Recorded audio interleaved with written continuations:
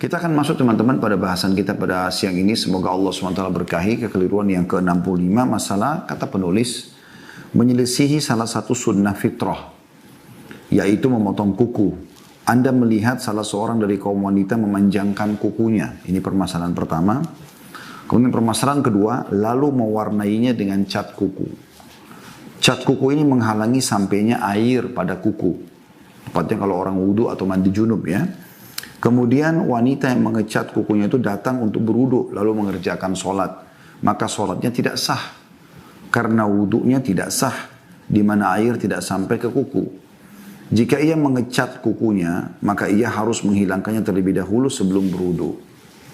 Ini kurang lebih permasalahan yang sedang dibahas. Yaitu tentang masalah menyelisihi sunnah fitrah. Nanti kita jelaskan seperti apa itu yang dimaksud dengan sunnah fitrah. Kemudian salah satu dari sunnah fitrah nanti kita akan jelaskan ada 11 sunnah fitrah ya yang dianjurkan untuk dijaga bagi seorang muslim, dan salah satunya adalah memotong kuku. Nah, bagi banyak orang menganggap subhanallah di antara wanita kecantikan itu kalau kukunya panjang-panjang gitu kan. Ya, kemudian dikikir, dipanjangkan, dilancipkan dengan alasan itu kecantikan. Teman-teman sekalian, Islam tidak pernah melarang untuk kita menjaga kecantikan, ketampanan, kebersihan, kerapian. Semua ini adalah bagian daripada agama kita. Sudah sering kita sampaikan hadis Nabi SAW, Inna Allah jamilun yuhibbul jamal. Allah itu indah, suka dengan keindahan. Allah subhanahu wa ta'ala buat kita secara alami, suka melihat orang yang berpenampilan bersih, rapi, wangi. Kita sendiri suka dengan itu. Kita merasa kayak nyaman. Dan Allah juga membuat kita secara alami, kita nggak suka dengan berantakan, kotor, ya, bau busuk. Kita coba langsung menghindar dari semua itu. Itu fitrah secara alami. Jadi sebenarnya kita pun, Allah sudah berikan suka keindahan. Kita suka melihat warna yang indah, penataan yang indah, makanan yang ditata dengan indah, bau yang wangi, ya. Orang yang rapi, orang yang bau mulutnya wangi, orang yang badannya wangi, penampilannya bagus. Kita suka semua itu. Kita pun suka begitu orang lain memuji, kita pun memuji orang lain. Dan secara alami kita juga tidak suka dengan hal-hal yang lawan daripada itu semua.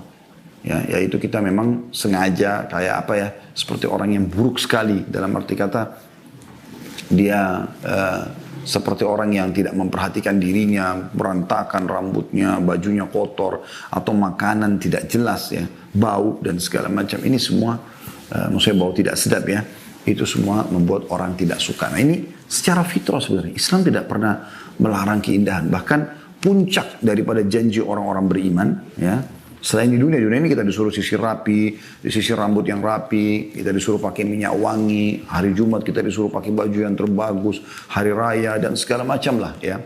Bagaimana kita disuruh bersiwak sehari sampai puluhan kali, karena setiap kali mau wudhu, mau sholat kita dianjurkan bersiwak dan segala macam hal di dunia ini. Di akhirat juga ya, Allah subhanahu wa ta'ala janjikan kalau anda baca tentang surga semuanya keindahan. Bidadarinya yang cantik, yang putih, yang matanya indah, segala macam hal. Bidadaranya Allah gambarkan seperti mutiara, pelayan-pelayan laki-lakinya. Kemudian Allah gambarkan tentang taman-taman surga, istananya, temboknya dari emas, apalah segala macam yang luar biasa. Semuanya keindahan, semuanya yang bagus. Ya.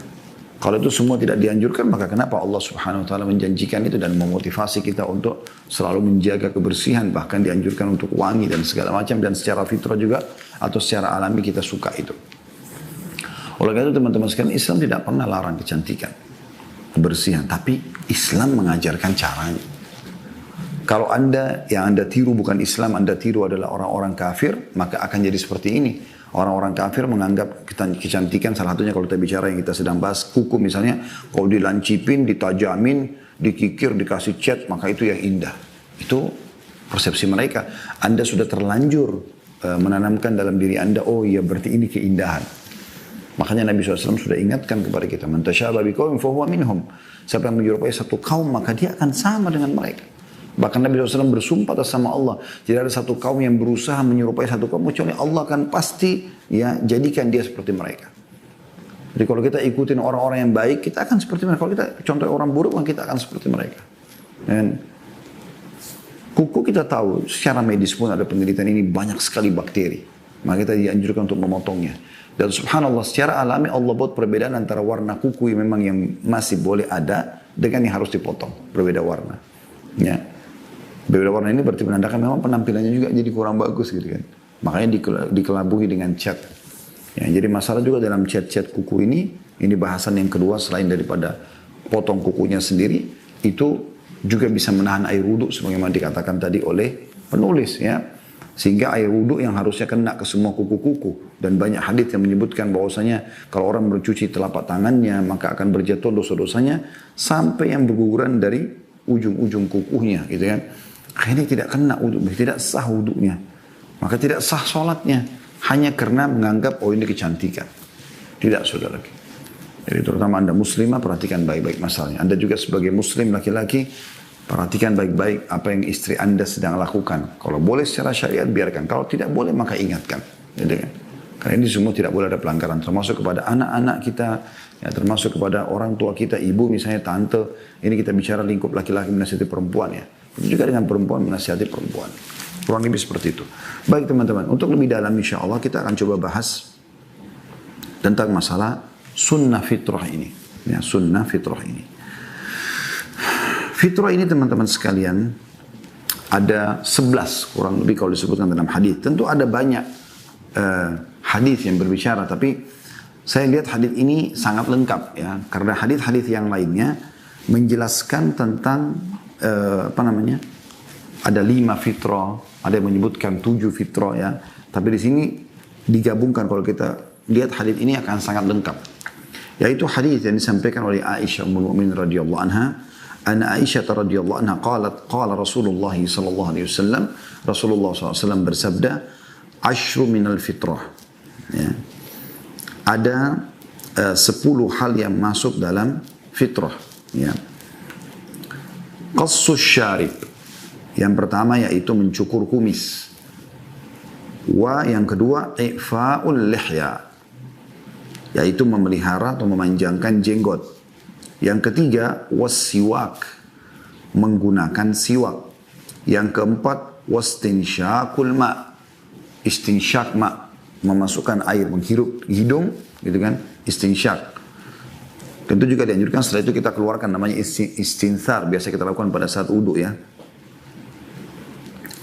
Yang kelima, waqassul azfar, ini saksi bahasan kita, memotong kuku. Ya. Jadi memotong kumis, memelihara jenggot, bersiwak, ya, memasukkan air ke dalam hidung, membersihkan hidung, kemudian memotong kuku. Yang keenam, wagaslul barajim, ya, yaitu mencuci ruas-ruas jari. Kemudian atau mencuci tangan di sini ya. Ya. Kemudian yang ketujuh, wanatful ibt, atau mencukur atau mencabut bulu ketiak. Tepatnya mencabut bulu ketiak. Ya. Kemudian yang kedelapan, wahalkul ana, yaitu mencukur bulu kemaluan. Ya. Dan yang kesembilan, wantiqasul ma, atau bercebok. Ya.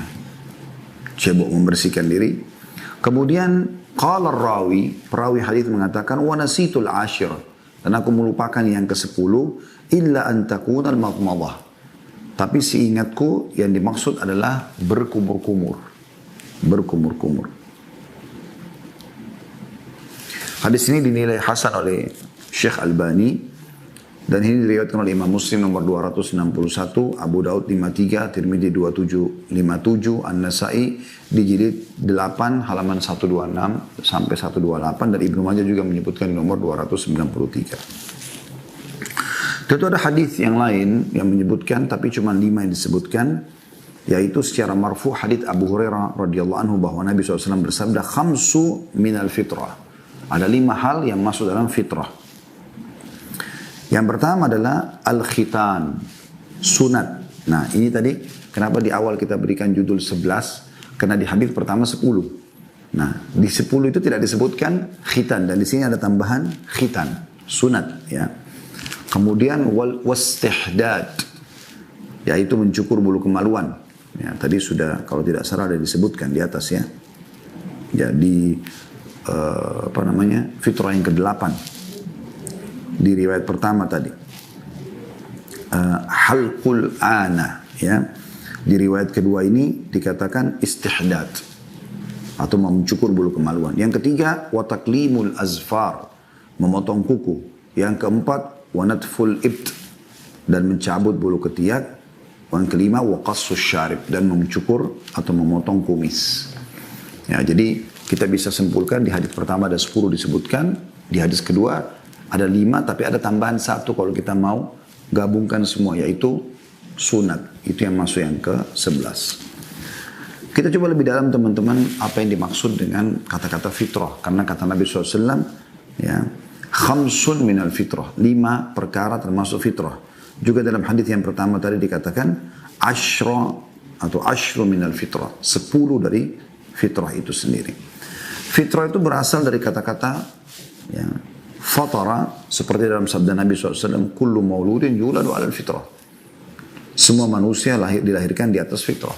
Maksudnya adalah bahwa dia dilahirkan dengan perangai dan tabiat yang siap menerima agama. Dia dasarnya faham ada Tuhannya Allah. Ya, dia bisa menerima. Makanya kita kalau berikan masukan-masukan kepada orang bisa mudah menerima masalah agama. Mana halal, mana haram, mana kewajiban. Kita berikan fadilahnya, dia terima. Kita berikan ancaman terhadap pelanggaran, dia tinggalkan pelanggaran itu. Jika dibiarkan seperti itu, maka dia akan terus berada di atas fitrah, tidak berpaling kepada yang lainnya. Adapun yang berpaling dari fitrah tersebut adalah orang yang karena salah satunya telah rusak ya, fitrahnya itu. Allah Subhanahu wa taala menyebutkan dalam surah Ar-Rum, surah nomor 30 ayat 30. Ini mudah dihafal ya. Surah nomor 30 ayat 30. Urutan maksudnya saya. A'udzu billahi minasyaitonir rajim. Fa'aqim wajhaka lid-dini hanifa fitratallahi allati fataran nasa 'alaiha la tabdila li khalqillah dzalika ad-dinul qayyim walakin aktsaran nasi la ya'lamun. Artinya, maka hadapkanlah wajahmu yang lurus kepada agama Allah sesuai fitrah Allah. Tadi alaminya manusia bisa menerima agama Allah. Disebabkan dia Allah telah menciptakan manusia menurut fitrah itu. Tidak ada perubahan ya, pada ciptaan Allah. Jadi fitrah ini akan rusak kalau dirusak. Ya. Makanya saya pernah salah satu dosen kami ya, membahasakan kepada kami. Salah satu fitrah manusia, anak kecil itu kalau belum rusak fitrahnya. Dan saya praktikan hampir di semua anak saya, subhanallah. Beberapa anak Allah amanahkan kepada kami.